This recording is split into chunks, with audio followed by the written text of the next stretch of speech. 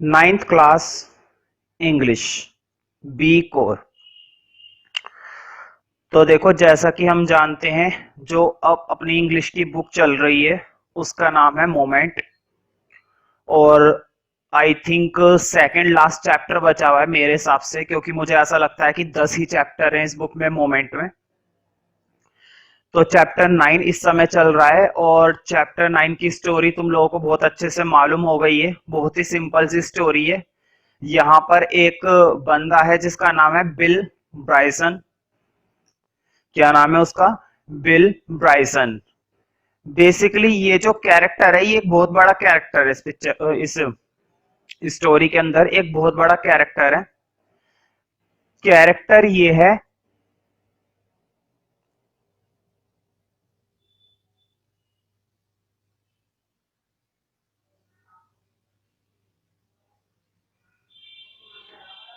कि ये बहुत ही ज्यादा आसानी से परेशानी में पड़ जाता है, कंफ्यूज्ड रहता है, टेंशन में रहता है। एक दिन में कितनी कितनी बार ये अपना रूम नंबर भूल जाता है, वॉशिंग रूम कहां पर है वो भूल जाता है, कहीं पर जाता है तो रास्ता भूल जाता है, जब मर्जी किसी भी दिक्कत में आ जाता है। मतलब बहुत परेशान रहता है। कितनी बार ये एयरप्लेन में सफर करने के लिए जाता है और वहां पर भी इसको बहुत सारी समस्याओं का सामना करना पड़ता है। तो हर तरह की दिक्कत जिस जिससे ये उलझता है, या जो जो प्रकार की परेशानी इसको होती है, वो सारी चीजें हमने पढ़ ली इसके बारे में। तो अब समय आ गया है कि अब हम इसके कुछ शॉर्ट क्वेश्चंस देखें। मैं उम्मीद करता हूं कि क्वेश्चंस तुम लोगों के पास होने चाहिए, ठीक है? तो कि यहाँ पर हमारा जो चैप्टर 9 है उसका नाम ही यही है, द एक्सीडेंटल टूरिस्ट। मतलब ये एक ऐसा टूरिस्ट है जिसके साथ अलग अलग तरह की घटनाएं होती रहती हैं और बार बार ये परेशानी में पड़ता रहता है। तो देखते हैं जरा फर्स्ट क्वेश्चन क्या है। The author is not entitled to air miles, why? तो देखो, बहुत ही सिंपल सा क्वेश्चन है। लेखक को एयर माइल्स क्यों नहीं मिल पाई? एंटाइटल का मतलब है मिलना, ठीक है? मतलब वो कितनी बार कोशिश करता है एयरप्लेन में सफर करने की या हवाई जहाज में सफर करने की, जो भी है, ठीक है? तो इसको जब भी ये मौका मिलता था, किसी ना किसी वजह से ये परेशानी में पड़ जाता था। मतलब इसके लिए यात्रा करना बहुत ही मुश्किल बन गया था। ये यात्रा कर ही नहीं पाता था। जब भी कोई यात्रा करने जाता है, यात्रा तो बाद में होती है, परेशानी पहले आ जाती है। तो आखिर क्या दिक्कत थी, क्यों ये सफर नहीं कर पाता? आखिर क्यों इसको एयर माइल्स नहीं मिल पाती है, क्यों ये एयर माइल के लिए एंटाइटल नहीं हो पाता? तो देखते हैं जरा इसका आंसर। दो ही gets about a zillion air miles, जैसे मिलियन होता है ना, बिलियन, ट्रिलियन, जिलियन भी इसी तरह से होता है। हालांकि इसको एयर माइल्स कई बार मिली। जिलियन का मतलब होता है बहुत बार।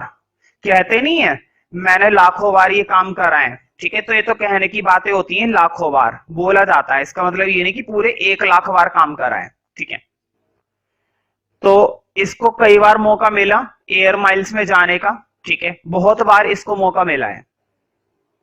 वाइल चेकिंग, लेकिन जब चेकिंग होती है, द क्लर्क इन्फॉर्म्स दैट, तो क्लर्क इन्फॉर्म करता है, मतलब सूचना देता है, that the ticket stands in the name of B Bryson. मतलब टिकट पे बी ब्राइसन की जगह क्या लिखा हुआ था है? The card is for W Bryson. कई बार नाम में कंफ्यूजन हो जाती है।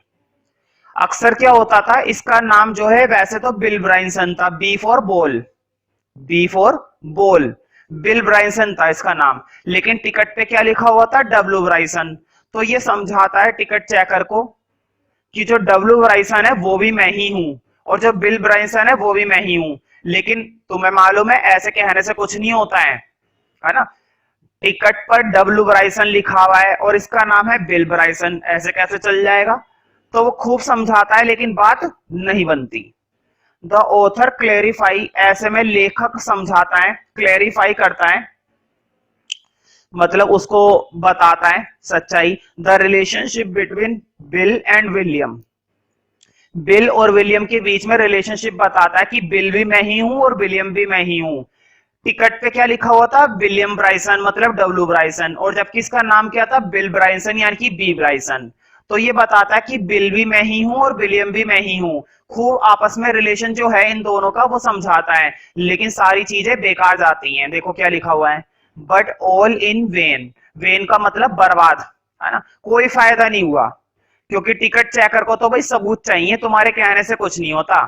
उसके मुताबिक क्या हुआ, उसके मुताबिक ये हुआ कि टिकट किसी और के नाम का है और यात्रा कोई और कर रहा है, ये तो गलत बात है ना।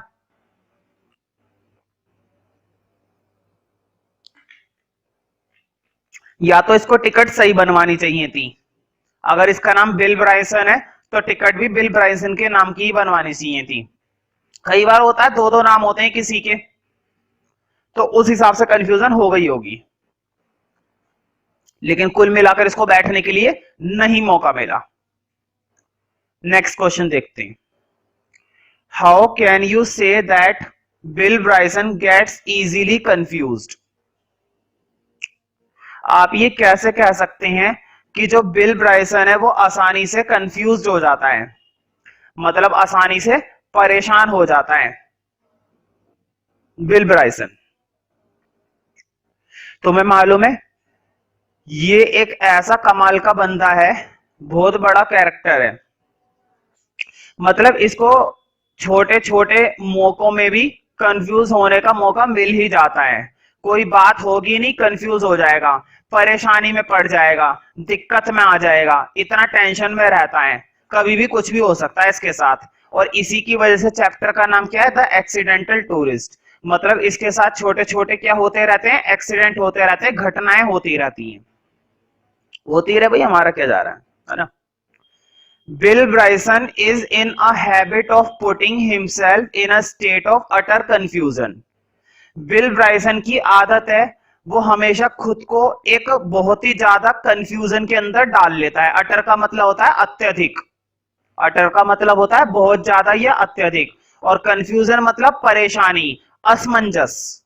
तो उसकी ये आदत है कि वो खुद बार बार किस में पड़ जाता है, परेशानी में पड़ जाता है, किसी ना किसी मुसीबत में फंस जाता है। और जानबूझकर तो देखो कोई नहीं फंसता। अगर मैं ये कह रहा हूं कि उसकी आदत है कि वो फंस जाता है, तो इसका मतलब ये नहीं कि वो जानबूझकर फंसता है, जानबूझकर कोई नहीं फंसता, इसकी कंडीशन ही ऐसी है, इसका नेचर ही ऐसा है, अपने आप ही फंस जाता है, ये आदत है मतलब। While staying in a hotel, जब ये होटल में ठहरा हुआ था, जब ये किसी होटल में रहता है, he returns and asks the hotel desk 2 or 3 times a day about his room number.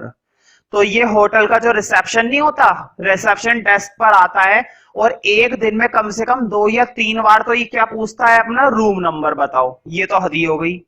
कोई बंदा क्या अपना रूम नंबर भूल सकता है, चलो माना कि एक आध बार भूल भी सकता है, लेकिन एक दिन में 2 2 3 3 बार आकर ये अपना रूम नंबर ही पूछने में लगा रहता है, इतना ज्यादा परेशान रहता है, मतलब इसको अपना रूम नंबर तक याद नहीं रहता। तो डेस्क पर आता है, रिसेप्शन डेस्क पर, और बार बार अपना क्या पूछता है, room number. In the cinema, और जब ये सिनेमा में हॉल में जाता है, सिनेमा देखने जाता है, as well he has to often look for the laboratory the number of times. Laboratory का मतलब होता है वॉशिंग रूम, है ना, या फिर वॉशरूम। तो इसे कम से कम कितनी कितनी बार वॉशरूम के बारे में पूछना पड़ता है कि वॉशरूम किधर है। ये बार बार वहां पर क्या भूल जाता है, वॉशरूम ही भूल जाता है कि वॉशरूम किधर है, इतना ज्यादा परेशान रहता है ये बेचारा।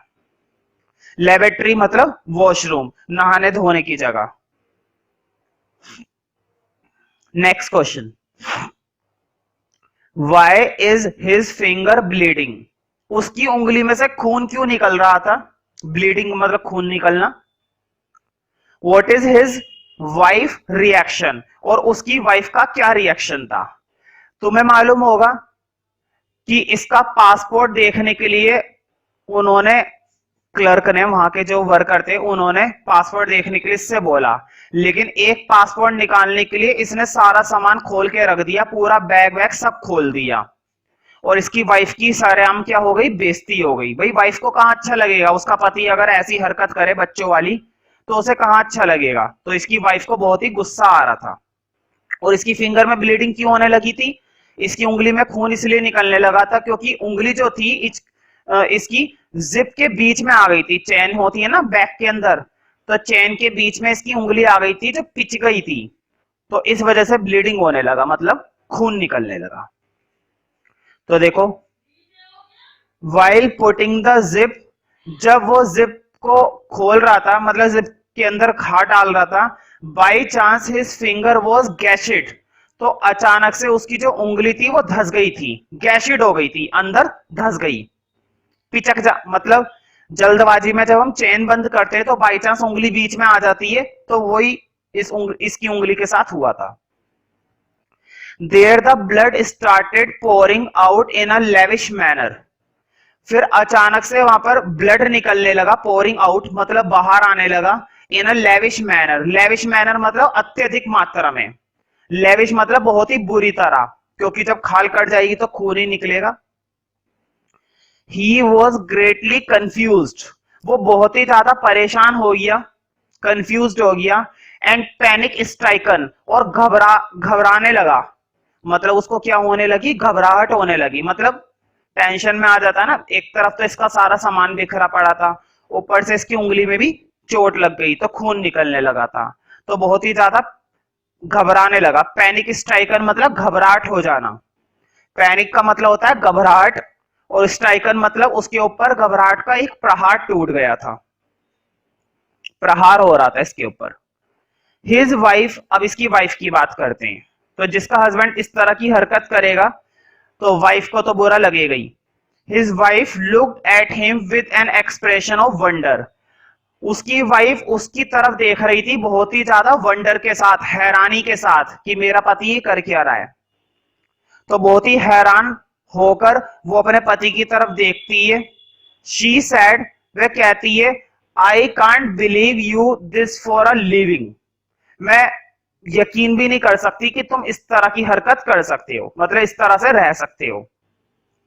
तो उसको खुद अच्छा नहीं लग रहा था, ठीक है, जिस तरह की हरकत इसका हस्बैंड करता है सबके सामने, तो उसको बिल्कुल अच्छा नहीं लगता ये सब चीजें, तो उसको काफी बुरा लग रहा था, और वो बहुत ही ज्यादा हैरान होकर इसकी तरफ देखती है। Next question, Bill Bryson says, Bill Bryson कहता है, I am in short easily confused, कुल मिलाकर मैं आसानी से परेशान हो जाता हूं, कंफ्यूज्ड हो जाता हूं, मतलब बहुत ही ज्यादा उत्तेजित हो जाता हूं।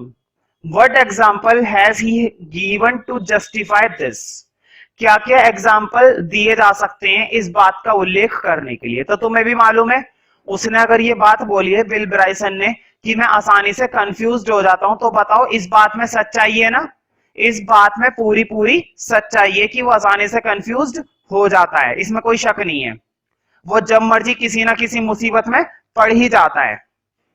अब जरा कुछ एग्जाम्पल देखते हैं जो हमें इस चैप्टर से मिले हैं। Many times he went looking for a laboratory in a cinema, कई कई बार उसे वॉशरूम जाना पड़ जाता है सिनेमा में, और कितनी कितनी बार उसे ये पूछना पड़ जाता है कि वॉशरूम है किधर। And ended up standing in an alley on the wrong side of self locking door, और कई बार वो गलत लाइन में खड़ा हो जाता है, गलत साइड खड़ा हो जाता है। He said that his specialty